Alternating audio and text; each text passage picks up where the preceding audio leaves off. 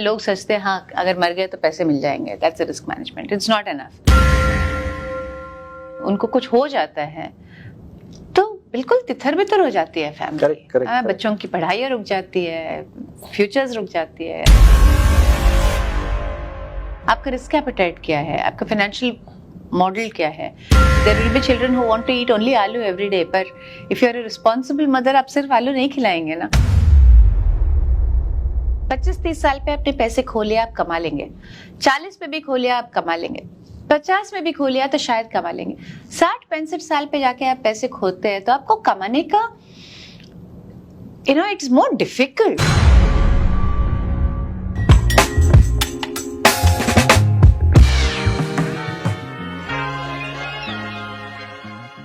तो चलिए दोस्तों, अब मैं आपको मिलाने जा रहा हूँ India first life insurance company की CEO Mrs RM Vishakha ji से। चलिए मिलते हैं उनसे और उनके मन में क्या बात है एज ए सीईओ उसे जानने की कोशिश करते हैं। विशाखा जी, मैं आपका BITV में बहुत बहुत स्वागत करता हूँ। नमस्कार।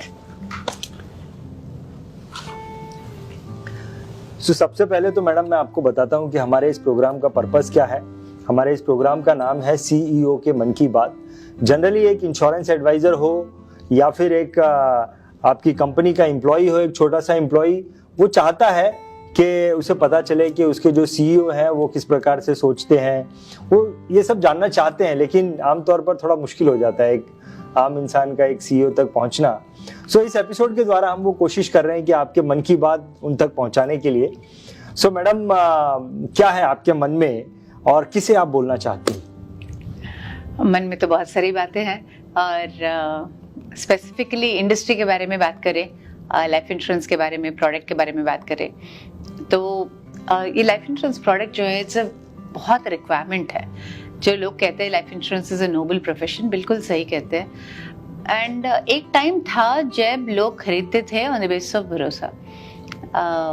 मेरे ख्याल से थोड़ा सा अभी पिछले 15-20 साल से सारा मे बी बिकॉज कंपटीशन बढ़ गया, प्राइवेटाइजेशन हो गया, जो भी हुआ, आई थिंक एक ट्रस्ट खत्म होता जा रहा है इंश्योरेंस प्रोडक्ट्स के ऊपर। एंड अभी भी life insurance is sold not bought की कहावत बहुत होती है। ये कारण बहुत है, जैसे आपको खाने के लिए भी कोई डिसिप्लिन करना ही पड़ता है, वैसे फाइनेंशियल प्लानिंग के लिए भी कोई ना कोई डिसिप्लिन करना ही पड़ता है। कोई आपको नुक्स देता है खाने में, ये खा लो ये ज़्यादा अच्छा है, ऐसे आपको फाइनेंशियल प्रोडक्ट्स में भी कोई आपको बताएंगे कि ये कर लीजिए अच्छा है। So the responsibility on the insurance agents जो भी बेच रहा है, उनकी रिस्पॉन्सिबिलिटी बहुत बढ़ती है, क्योंकि उनको ऐसे समझाना है कि दूसरे को समझ में आ जाए। So I would like to clarify कि लाइफ इंश्योरेंस किस लिए यूज करते हैं। तो लाइफ इंश्योरेंस के दो प्राइमरी रिक्वायरमेंट्स फुलफिल करता है। एक है कि it is a risk management tool, ठीक है, एंड दूसरा ये है कि it's a financial planning tool. Okay, risk management tool कैसे? उसमें लोग सोचते हैं हाँ अगर मर गए तो पैसे मिल जाएंगे, that's a risk management, it's not enough. It's not only about death, it's also about disability. कभी सोच लीजिए ना कि अगर you have to live without being able to earn, without the lifestyle that you used to enjoy, and there's no money, it's just worse than death, right? So you have death, you have disability, similarly disease, and then the sad part, जो पहले एक time में आयुष्मान चिरंजीवी रहा हो या जो this जुग जुग जियो, ये ब्लेसिंग्स होते थे। अब लोग डरते हैं। क्यों डरते हैं? इसलिए डरते हैं कि वो कहते हैं कि यार मेरी कमाई का टाइम खत्म हो गया और मैं कितने साल मुझे जीना पड़ेगा हमारी कमाई के ऊपर। सो आप आम आदमी की अब लाइफ स्पैन अगर 80 हो गई है तो आप ये सोच लीजिए 25 साल तक तो पढ़ाई में लग जाएगा, अगले 30 साल 35 साल कमा लेगा, और उसके बाद के 25 साल he or she will have to live off those earnings. So इतनी सेविंग्स की कैपेबिलिटी होनी चाहिए, इतना एबिलिटी टू प्लान होना चाहिए। सबको नहीं होता, हर एक आदमी हर एक चीज नहीं कर पाते हैं, करेक्ट? सो अब ये फाइनेंशियल प्लानिंग का जो है, that's where life insurance comes into play. आपको जितनी लॉन्ग टर्म प्रोडक्ट्स है लाइफ इंश्योरेंस में, 40 साल के, 50 साल के, ये प्रोडक्ट्स आपको कोई भी और फाइनेंशियल इंडस्ट्री में फाइनेंशियल प्रोडक्ट्स में नहीं है। And take something as simple as saving for the future. What kind of product do you want? आपका रिस्क एपेटाइट क्या है? आपका फाइनेंशियल मॉडल क्या है, इसके बेसिस पे आपको प्रोडक्ट रिकमेंडेशन करी जाती है और करनी चाहिए। आज के डेट में sometimes you feel you only sell जो कस्टमर खरीदना चाहता है, जबकि वो जरूरी नहीं है। और एक कस्टमर तो there will be children who want to eat only aloo every day, पर if you are a responsible mother आप सिर्फ आलू नहीं खिलाएंगे ना। So similarly if you are a responsible sales agent then you should actually tell them what the products are. Life is full of certainties, correct. पहले तो हमने risk के बारे में बात किया, तो वो रिस्क तो है, वो रिस्क के अलावा सर्टेनिटीज भी है। सर्टेनिटीज ये है कि हम वी आर बोर्न, हम पढ़ते हैं, फिर शादी कर लेते हैं, फिर बच्चे हो जाते हैं, फिर बच्चों को पढ़ाते हैं, फिर बच्चों की शादी कराते हैं, रिटायर होते हैं, and all of this needs planning. कि अगर एनी ऑफ दोस इवेंचुअलिटीज जो मैंने बोला सबसे पहले वो होता है तो चलो वो insurance will come in, but अगर वो नहीं होता है तो प्लान करके आपको जो पैसे चाहिए, जो हम कंपनीज में एसेट लायबिलिटी मैनेजमेंट करके बहुत आसानी से बोल लेते हैं, पूरी कमिटीज होती है, एल्को कमिटीज एंड ऑल। अब इंडिविजुअल में भी तो वही एसेट लायबिलिटी है ना। आपके बच्चे की पढ़ाई 15 साल बाद आपको एक पैसा चाहिए, 18 के बाद एक चाहिए, 25 के बाद एक पैसा चाहिए, रिटायरमेंट को आपको 40 के बाद चाहिए, या मेडिकल इमरजेंसीज के लिए आपको कभी भी चाहिए। ऐसे रिक्वायरमेंट्स इतनी अलग अलग होती है। So that same asset liability management कैसे करोगे? एक टाइम था पुराने जमाने में जो हर धनतेरस पे सोना खरीदी जाती थी, करेक्ट? क्यों? That's financial planning. Correct. A good housewife or a good money manager in a woman वो होती थी जो कहती थी आप खर्चे देख लीजिए, सोने का इंतजाम मैंने कर लिया है, correct? That used to be the classic thing. Why? Because she had her own financial planning that she did. आज के डेट में जब age old beliefs are no longer working, age old practices are no longer working, फिर आपको नए practices में financial planning चाहिए।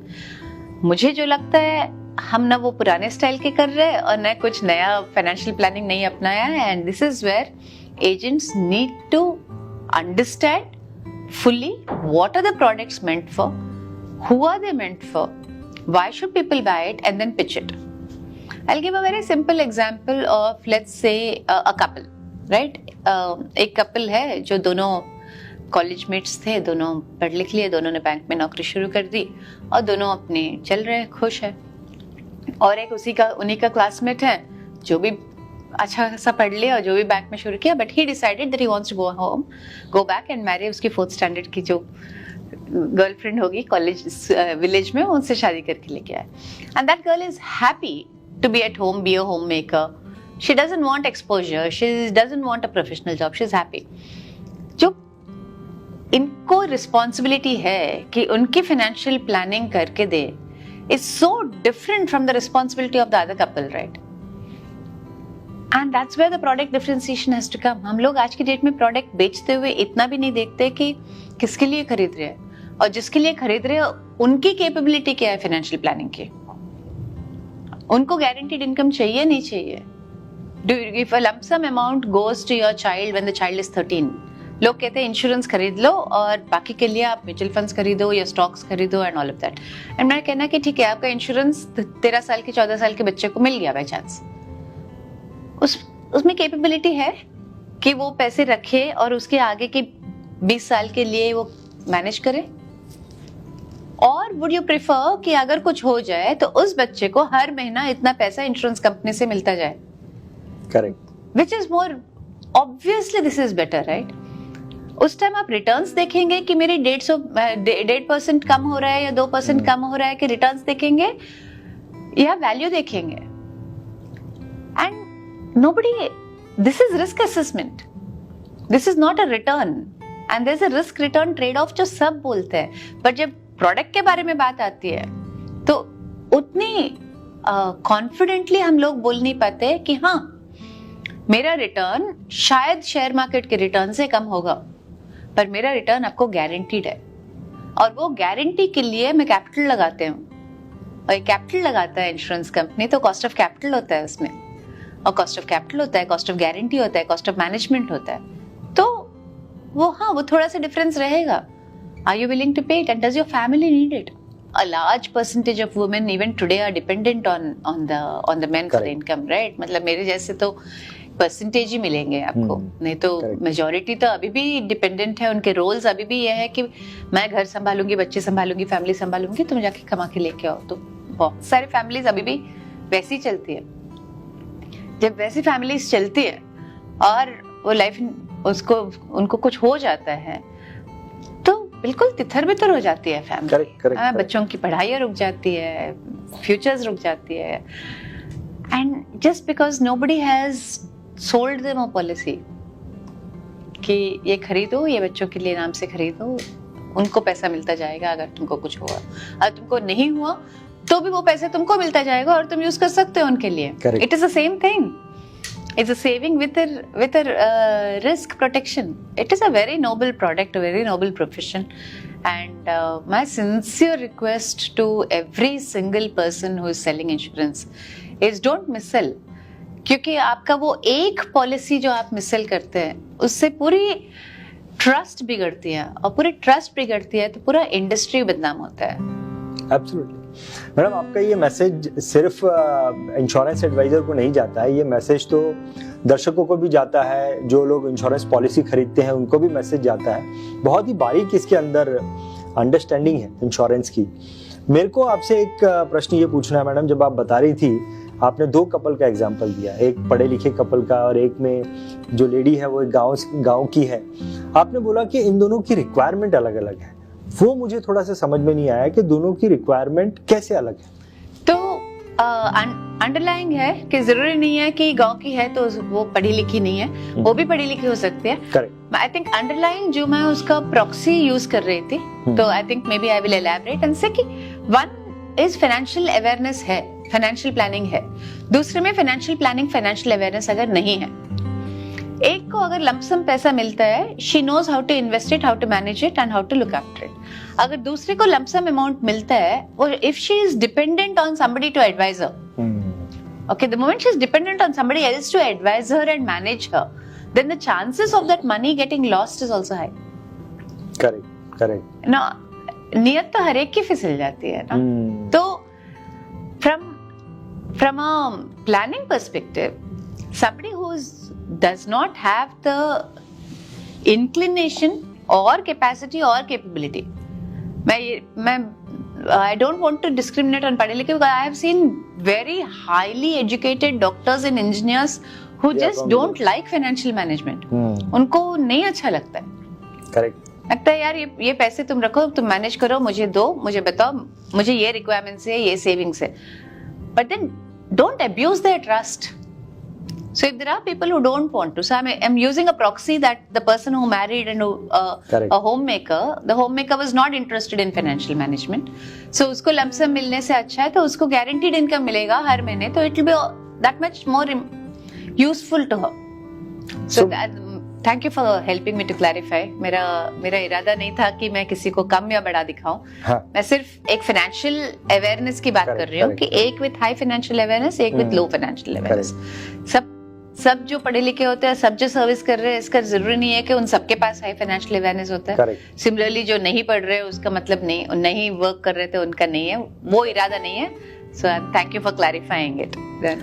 तो मैं ये समझ रहा हूँ मैडम कि एक फाइनेंशियल एडवाइजर को इस तरीके से भी सोचना चाहिए कि जिसको फाइनेंशियल अवेयरनेस नहीं है, Correct. उसको किस प्रकार के प्रोडक्ट देने हैं, जिसको फाइनेंशियल अवेयरनेस है उसको कैसे प्रोडक्ट चेंज होते हैं। Correct, absolutely. बहुत बढ़िया।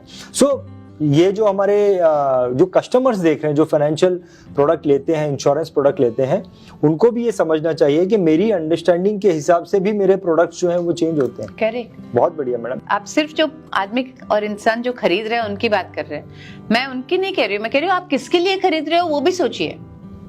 ठीक है, आप अपना सारे पैसे शेयर मार्केट में डालना चाहते हैं, आपको बहुत नॉलेज है, आप पूरा रेगुलरली ट्रैक करते हैं, रेगुलरली करते हैं, आप पैसे भी बनाते होंगे।